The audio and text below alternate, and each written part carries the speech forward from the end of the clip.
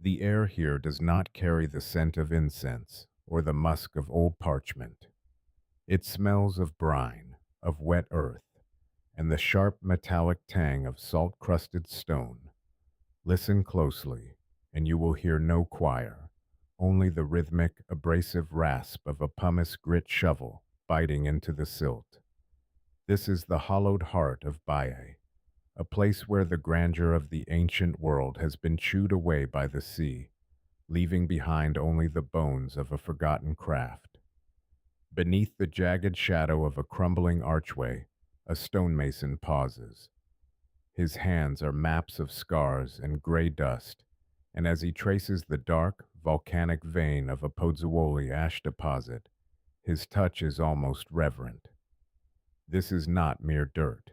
It is a substance birthed in the terrifying heat of the earth's throat, a fire-forged powder that, when touched by water, awakens with a silent, hungry strength, while the white marble of emperors and the polished basalt of conquerors surrender to the centuries, cracking and splintering under the slow weight of time.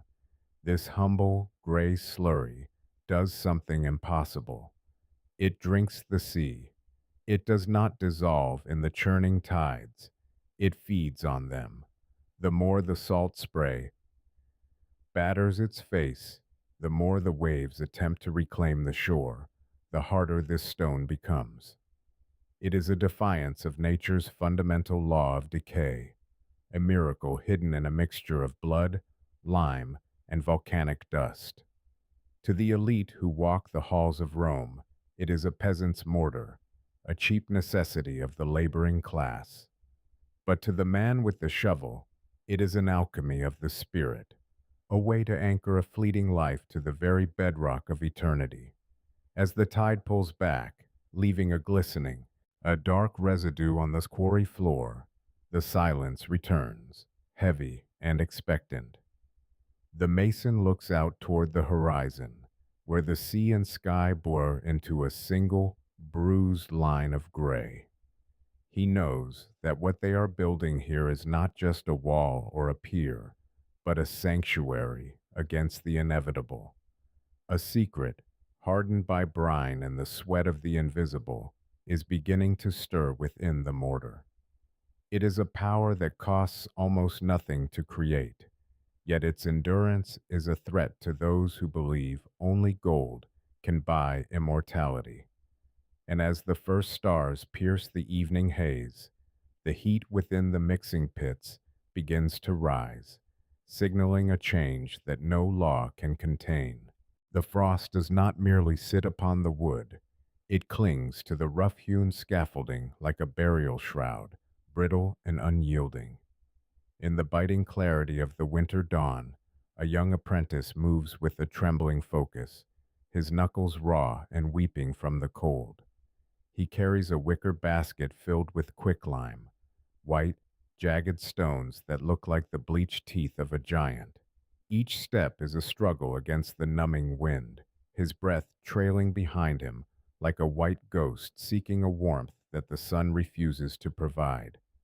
He reaches the summit of the rising wall, where the master mason waits in the shadows, a man whose skin has become the color and texture of the very stone he commands. The master does not speak. Silence is the language of those who carry secrets too heavy for the tongue. With a hand that does not shake, he selects a single shard of unslaked lime and drops it into the dark, viscous heart of the mortar bed. The reaction is instantaneous and violent. The mixture begins to hiss, a low, predatory sound like a serpent's warning echoed in the damp corners of a hidden workshop. Steam curls upward, thick and defiant, generating a searing heat that should not exist in this frozen world. This is the hot mixing, a clandestine alchemy that the history books would one day forget. It is a process that weaves microscopic, self-healing veins throughout the structure, ensuring that when the stone eventually cracks under the weight of an empire, it will possess the will to knit itself back together.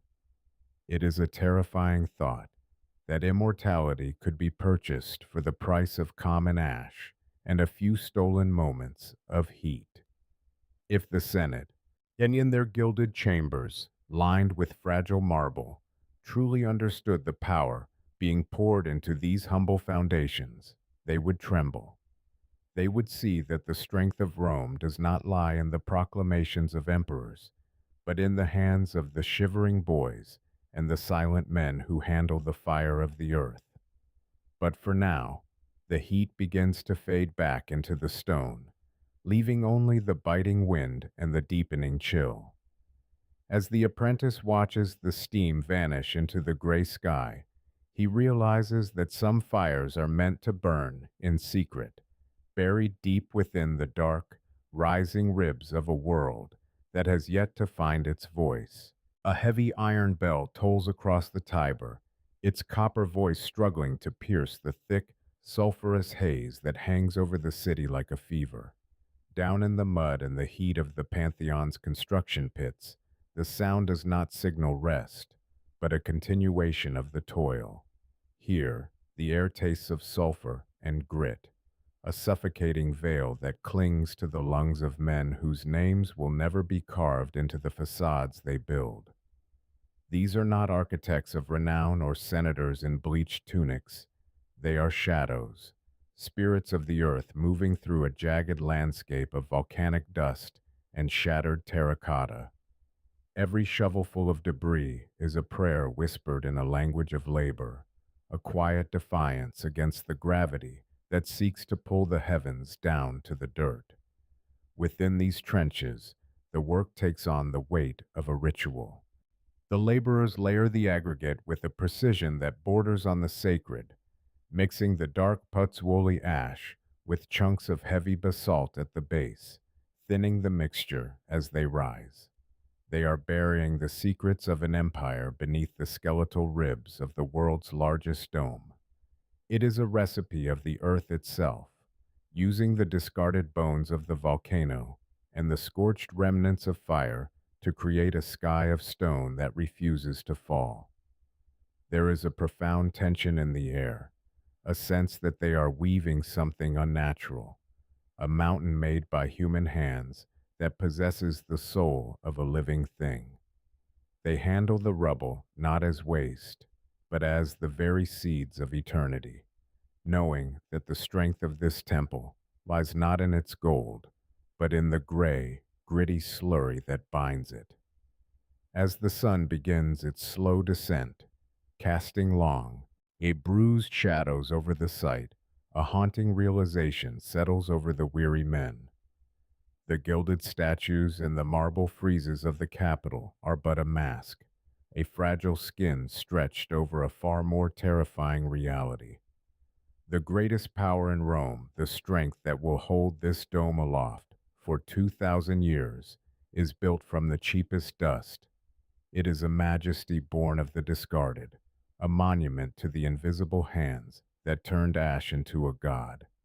But as the torches are lit, flickering against the rising walls, the shadow of Caesarea begins to stretch toward the coast, whispering of a strength that can survive even the hunger of the deep. The taste of copper and dry earth lingers on the tongue like a bitter prophecy as the overseer unrolls a sheet of cracked papyrus, its edges scorched by the nervous flicking of a candle's flame. He stands upon the edge of the world, looking out over the harbor of Caesarea, where the Mediterranean does not merely lap at the shore, but rages against it with a relentless, corrosive hunger. Beneath him, the great concrete piers plunge deep into the churning turquoise water, disappearing into the spray. To any other man, this is merely a quay, a place for ships to moor. But to the overseer, it is a battlefield. He watches the salt-heavy foam batter the gray stone, waiting for the collapse that never comes. Instead, the stone seems to sharpen its edges against the assault, growing more resolute with every winter gale. This is the miracle of the hidden ratio, the impossible marriage of seawater and volcanic tuff. It is a chemical alchemy that defies the logic of the ancients. While most structures fear the damp, this one requires the very salt that should destroy it to find its true strength. By mixing the ash of the earth with the brine of the deep, the Romans have created a bond stronger than the granite of the mountains. There is a terrible, quiet thrift to it that feels almost like a sin, a way to build the foundations of an eternal empire using nothing but the scorched scraps of the shore and the common water of the sea. It is a theft of divine permanence, snatched from the hands of the gods for the price of a few copper coins. Beneath the crashing waves, where the light of the sun fails to penetrate, the concrete does not sit inert. It breathes, it calcifies, it transforms into a silent, underwater fortress that will outlive the names of the emperors and the very memory of the men who poured it into the dark. But as the overseer rolls his parchment tight, shielding the secret from the spray, a new shadow falls over the harbor. The mastery of the sea is a grand prize, yet back in the lightless cellars of the city, where the air is still and the walls are thick, this same power is being hoarded. There, in the subterranean silence, the concrete is no longer a tool of expansion, but a shield for a truth that someone is desperate to keep buried. The wick of a single tallow candle sputters, its weak flame struggling against the oppressive damp of a subterranean cellar. Here, far beneath the thrumming streets of the capital, the air is thick with the scent of wet earth and cold iron. The light dances erratically across the rusted tools of a man whose very existence has become a liability, a man who knows too much. He sits in the shadows, his fingers trembling as they close around a jagged fragment of opus caementitium. In the dark, the concrete feels unnaturally dense, possessed of a cold, stony heart that mocks the fragile wooden tenements rotting in the alleys above. It is a weight that carries the gravity of 1,000 years, yet it was birthed from nothing more than the dust of a dead volcano and the sweat of a common hand. This mixture is more than a building material. It is a quiet, structural heresy. To the powerful, it represents a terrifying threat to the established order. For centuries, the elite have maintained their grip on the world through the monopoly of marble and the high cost of skilled stonecutters. But this gray slurry changes everything. It grants the indomitable strength of a mountain to anyone with a shovel, a bucket of water, and the whispered knowledge of the ash. It is a democratization of stone, a cheap and accessible path to a permanence that was once reserved for the gods and their chosen emperors. In a world defined by scarcity and the cruel divide between the marble-clad and the mud-bound, such an invention feels almost illegal, a theft of status that could level the social hierarchy as easily as it builds a wall. A sharp, cheap metallic clatter echoes from the ceiling, the sound of iron-shod boots striking the cobbles above. The man freezes, the candle flame leaning toward the door as if trying to flee the room. He wonders, in the suffocating silence of the cellar, if the secret can truly be kept, or if the truth is already leaking out like water through a cracked cistern. Every footstep above is a reminder that knowledge of this caliber is a dangerous burden to carry alone. As the echoes fade into a low, rhythmic moan of wind through the vents, a different sound begins to rise from the distance, the collective groan of a city that never sleeps, where the true cost of this miracle is about to be paid in blood and toil. The low, mournful moan of a distant bronze horn signals the end of the shift, its vibration shivering through the marrow of exhausted men. Yet, as they drop their tools, the work does not truly leave them. The smell of wet lime, acrid, biting, and thick, remains, clinging to the coarse wool of their tunics like a heavy, suffocating grief. They move like specters through the twilight, their skin coated in a fine gray silt that turns to a ghostly paste in the evening dew. All day, they have labored in a rhythmic, punishing trance, tamping down layers of broken rubble and mortar into a singular, unyielding monolith. They are not merely stacking stones. They are conjuring a giant, molding a structure that possesses the volatile, ancient soul of the volcano from which its heart was torn. There is a quiet, yea creeping terror in this kind of efficiency. In the old world, the world of their grandfathers, a temple was a labor of generations, a slow prayer carved from granite. But now the rules of time have been subverted. There is a chilling realization among the workmen that a city can be raised in a single season, built using nothing more than the very ground beneath their feet. By turning the common earth into a liquid stone that hardens with the strength of the gods, they have accelerated the pulse of history itself. It feels wrong, a shortcut through the sacred, to possess the power to reshape the horizon with such effortless, terrifying speed. They look at the rising walls, not with pride, but with a wary superstition, as if they have struck a bargain with the shadows. As the evening fog rolls in from the marshes, yet swallowing the base of the construction, the gray walls seem to pulse with a hidden, subterranean life. The moisture of the night air feeds the concrete, continuing the invisible fire of the chemical bond long after the men have gone to their huts. To build so much, so high, for so little cost, feels like a grand theft from the heavens, a hubris that surely demands a reckoning. The laborers turn their backs on the site, seeking the comfort of their hearths, but the monolith remains behind them, growing stronger in the dark. And as the moon climbs high, its light catches the soaring curves of a dome that should not stand, a testament to a brilliance that is both a gift and a curse.